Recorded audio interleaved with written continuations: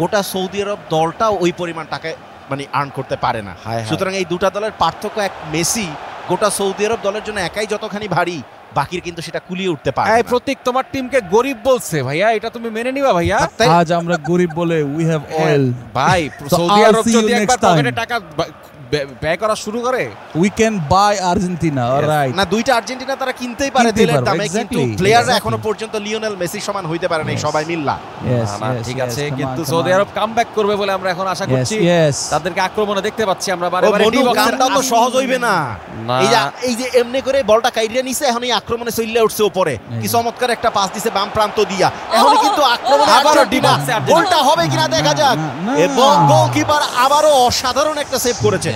দল যেমনই হোক, গোলকিপার দুর্দান্ত। একে খুব দ্রুত সৌদির শেখ হিসেবে ঘোষণা করতে হবে, তাই না? তাকে একটা অয়েল ফিল্ড লিখে দেওয়া হোক।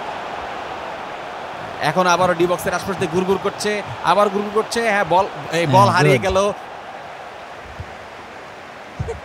সেভাবে করে বলটি নিয়ে গেল। Nice pass. সৌদি আরবের হাতে পায়ে আবারও বল।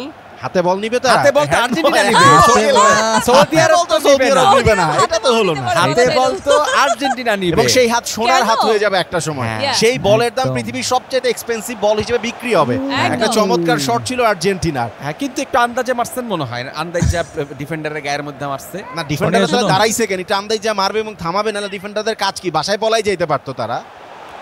কর্ণে, তুমি অনেক ক্র্যাঙ্কি হয়ে যাচ্ছ, আমি দেখতেছি। তোমার জন্য আমি বিকাশ থেকে খাবার অর্ডার করে দিচ্ছি, তুমি খেয়ে বাসা চলে যাও, বুঝছো? তোমার গেমে থাকতে হবে না, শোনো, বুঝছো? লাফায়ও না বেশি। তুমি চলে যাও, না না, এইসব করো না।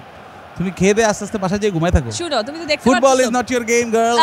তুমি দেখতে পাচ্ছ আমার খেলা কি সুন্দর করছে। দুটো দলের মধ্যে দুর্দান্ত মারামারি লেগে গিয়েছে, পরস্পরকে বিকাশে টাকাও সাদা হচ্ছে, কেউ কেউ খাওয়া দাওয়া সারতেছে। কিন্তু আমার মনে হয় এই খেলার ফলাফল মাঠেই নির্ধারিত হবে। অবশ্যই মাঠেই নির্ধারিত।